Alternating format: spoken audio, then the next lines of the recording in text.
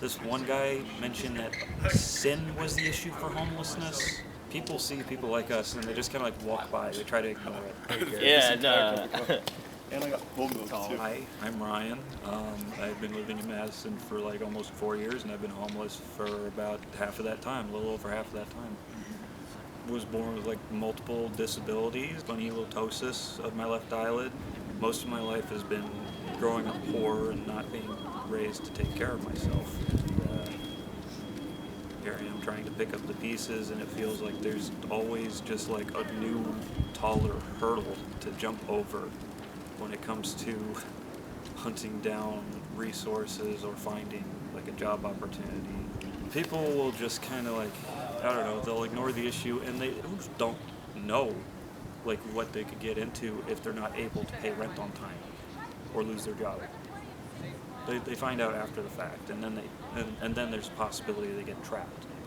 I feel more busy as a homeless person than I did when I just had a job, had an assisted living place. Now it's like here for food, here for shower, here for laundry, here for food.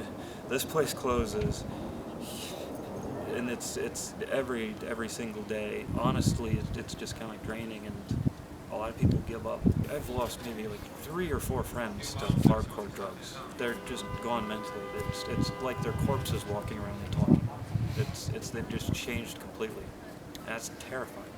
My life is very, very much different to the average Madisonian. I wake up at 5:30 in the morning when lights turn on in the men's warehouse. It can't really be considered shelter.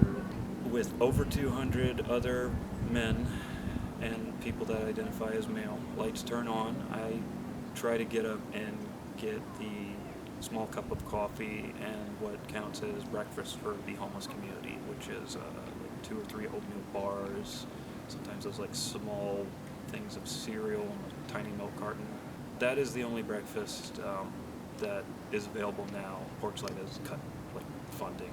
Beacon does not provide breakfast, and neither does the day shelter for the disabled, I should say, Safe Haven. There was this one time where it took Porchlight 4 months to get the city of Madison just to put in like a water filter for like one of the water fountains. It took a drunk person stumbling into the night shelter and urinating in the middle fountain, the one that hasn't been working for over a year, for the manager to like have staff like quarantine it, and then it finally got fixed. That man's like a national hero in the homeless community.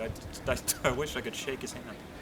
They did replace the sinks, but people are stealing the faucet handles and like pouring their like TV tray dinners down it. There's like 6 showers currently, and they were supposed to have concrete shower curtains, but now three of the showers are blocked off with plywood. There's like the nutritional needs, there's like basic like privacy needs. None of that is met really at the current shelters, both the day and the night shelter. The only real safe spot for me is kind of like the library. It just kind of feels awkward because there's college students studying for like their final exams, and then there's like me, the smelly homeless man, just in the corner. It's a great place because at the end of the day, it's not like the Beacon or Safe Haven where people are just kind of like crowded into like this one general purpose area. The library, people are more well-mannered, it's quiet, you're able to think, you're able to relax, you don't have to worry about people stealing your stuff as long as you're just sitting there. Whereas the shelter, everybody's just crammed in there. Literally just chair after chair after chair after chair. They have to kind of like squeeze in and finagle your things. Prisons and the like psych wards or mental health institutions, a better environment to live in, a safer environment than the day or night shelter.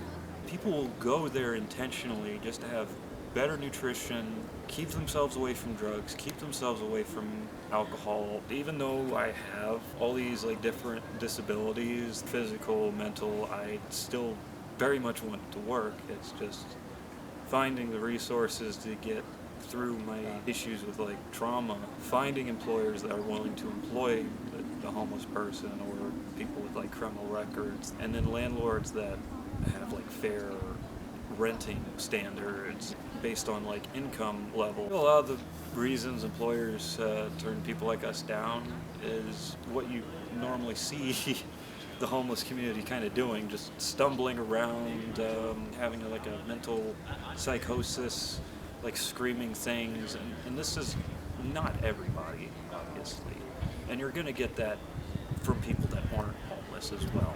You can't just discriminate on people. People want to repair their lives. Like, they don't want to just like stay homeless.